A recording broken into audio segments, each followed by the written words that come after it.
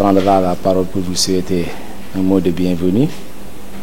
Ensuite, la parole sera remise à M. le censeur qui va représenter toute l'équipe pédagogique. Et nous allons terminer notre allocution par le représentant des élèves pour ensuite vous remettre la parole. Mais en tant que maître de cérémonie, je tiens à vous informer que le lycée Cheikh Mouhamadou Moustapha Mbacké est très content de vous accueillir. Certes, on ne dira pas que c'est la première fois, mais depuis des années, on a vu, on a entendu, surtout les bienfaits. En tout cas, soyez-en remerciés. Et au nom du lycée, au nom des collègues, du corps professoral, nous vous serons toujours reconnaissants. Merci beaucoup, M. Ndong, prof de français. Je commencerai d'abord par le censeur des études ici présent, les surveillants généraux, l'ensemble du corps professoral et de surveillance, le comptable matière ici présente, une délégation du gouvernement scolaire et Serge invité. En tout cas, c'est un honneur pour nous de vous accueillir encore une fois dans cet établissement. Un établissement que vous connaissez très bien parce que, ayant passé par cette école vers les années 77-81 où l'établissement était appelé CEG, Cheikh Mouhamadou Moustapha Mbacké. Donc, l'établissement a beaucoup fait pour vous.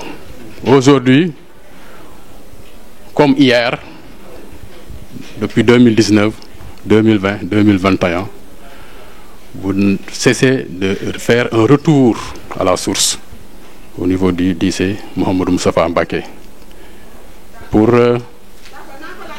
apporter votre soutien à vos fils qui sont là, à vos frères qui sont là, à vos neveux. Pendant le Covid, on se rappelle du geste que vous avez fait pour le protocole sanitaire. Vous avez aussi fait un acte honorable pour soutenir la cantine scolaire du lycée, de l'établissement. Une forte somme d'argent a été donnée ici, je me rappelle bien.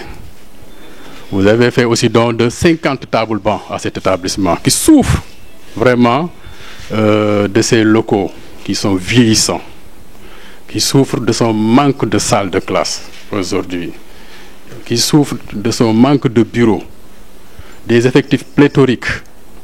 Aujourd'hui, si je vous dis que l'effectif du lycée est à 2115 élèves, avec seulement 16 salles de classe, avec 19 salles de classe, là vous êtes surpris. Donc vous nous demandez dans quelles conditions vous travaillez. Effectivement, nous travaillons dans des conditions très difficiles, avec des taux horaires très lourds. On travaille de 8h à 16h30 pour des élèves dont les 2 tiers nous viennent des villages. Donc imaginez que ces élèves-là, qui appartiennent à des familles démunies, qui viennent sans prendre le petit déjeuner, qui sont obligés de rester là jusqu'à 16h30, ça, l'impact est vraiment difficile. Là, heureusement, vous êtes au courant de ça. Et tout votre soutien s'articule sur ça aussi. Donc vraiment, nous vous en remercions. Avant-hier, vous avez envoyé une délégation pour voir les problèmes du lycée. On vous a fait un listing. Et vous avez dit, on prend acte, on va consulter la base. On va vous faire un retour, on va revenir. Il n'y a pas 1 heure de temps, vous m'avez appelé vous dire que nous allons venir vous faire une surprise. La structure a quand même essayé de faire dans cet établissement. Et chers représentants, soyez-en remerciés. Sans plus tarder, on va essayer de donner la parole à M. le censeur, M. Ngom, qui va essayer de représenter l'ensemble du corps professoral et de l'ensemble des collègues. M. le censeur. C'est avec une grande joie donc, que je prends la parole pour des mots de remerciement. Quand le proviseur prend la parole, normalement, le censeur peut-être ne devrait pas prendre la parole, mais s'il s'agit de remerciements, on peut se permettre encore de prendre la parole pour remercier la génération 77-81 pour ce geste de générosité. Vous n'êtes pas à votre première action, ça a été énuméré tout à l'heure, plusieurs actions depuis la Covid ou bien avant. À chaque fois que le lycée a besoin de vous, vous êtes venus. Malgré cette veille de Tabaski, vous avez tenu à venir nous soutenir, soutenir les collègues, soutenir surtout les apprenants. Ça nous va donc droit au cœur. Vraiment, nous vous remercions, nous vous disons un grand merci. Au nom de toute l'équipe pédagogique, les professeurs, les surveillants et les surveillantes, nous vous disons un grand merci. Sans plus tarder, on va essayer de donner la parole à nos apprenants, qu'ils vous remercient quand même pour les bonnes actions que vous avez faites. Bonjour à tous, moi c'est Souleymane Diakité, élève en classe de terminale S. Alors, je prends la parole au nom de tous mes camarades ici présents et qui ne sont pas encore là aussi. Alors, je voulais tout simplement vous remercier et vous faire part des situations que nous vivons actuellement dans l'école. Personnellement, je suis venu ici l'année passée, donc c'est ma deuxième année dans le lycée, mais juste pour vous dire qu'ici nous travaillons.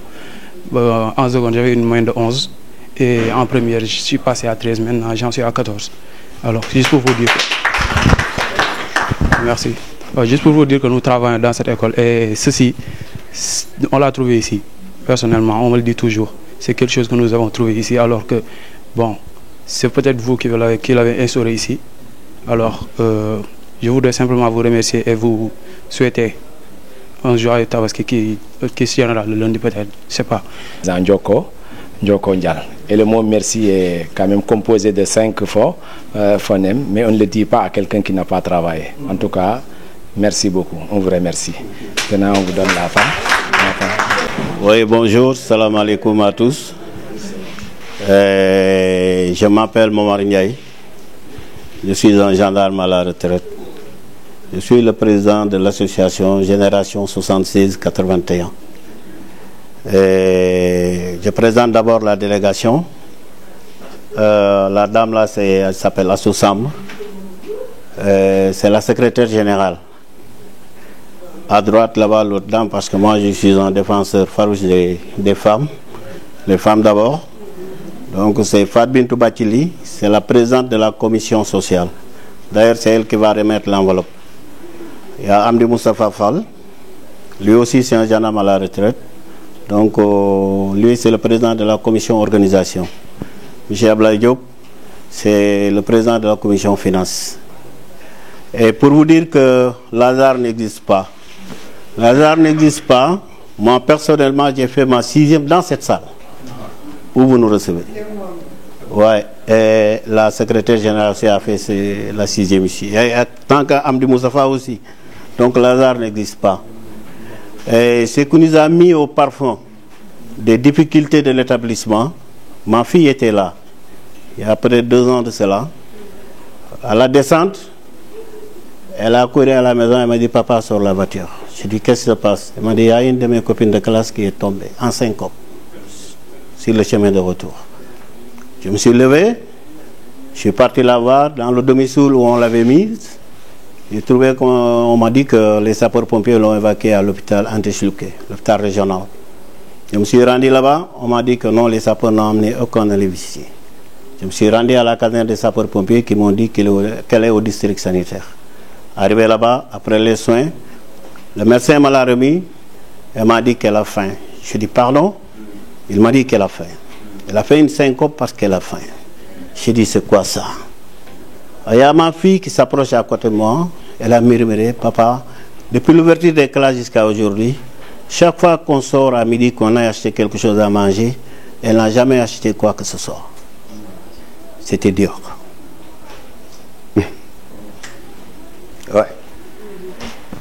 Excusez-moi. Alors j'ai lancé un appel dans la génération. Les gens sont réagis. On est venu en aide. Je me suis déplacé, je suis venu à l'établissement. Avant, j'ai appelé le proviseur. Vraiment, qui a pris son téléphone, qui m'a parlé. Je me suis déplacé avec le président de la commission Amdi Fall. Nous sommes venus ici. Et le constat était terrible. Terrible. Et je pèse mes mots. Alors, on a cherché, on a creusé, on a creusé. On a appris que quand les élèves venaient à l'école à 8 h du matin, ils descendaient à 16 h. Un élève qui ne prend pas son petit déjeuner, qui ne prend pas le déjeuner, qui reste à l'école jusqu'à 16 heures pour un enfant, c'est dur. Et c'était à cause de quoi? Des parents diminués. Une société vraiment là où la vie est très très difficile. Alors on s'est dit qu'on va faire quelque chose. Avec le Covid, nous sommes venus ici, avec des kits et tout. Ensuite, on est venu en appoint avec la cantine scolaire. On les a amenés une somme de 250 000 francs. Comme aujourd'hui encore, malheureusement, on revient avec 250 000, ça n'a pas évolué. Là aussi, c'est pas trop facile, c'est pas rose pour nous aussi. Alors, il y avait un problème de table-banc. Alors, ma fille, pourquoi vous n'êtes pas en classe? Elle me dit, oui, papa, on ne peut pas entrer. Pourquoi vous ne pouvez pas entrer en salle? Parce qu'il n'y a pas de table-banc. Je dis, comment ça? Elle me dit que oui, parce que les tables-bancs, ça manque. Donc, quand la salle est pleine, il y a d'autres élèves qui sont obligés de rester dehors. Donc, de chercher des cours comme ça, de rester en rade, de ne pas suivre le cours. Alors, on a fait appel à un ami qui m'a remis 50 tables-bancs qu'on a amenés ici. Le proviseur me l'a dit avant-hier. Il m'a dit que maintenant, tous les élèves suivent leur cours normalement. Donc c'est pour vous montrer les difficultés auxquelles font face cet établissement-là. Et c'est l'occasion de dire merci aux personnels qui sont là.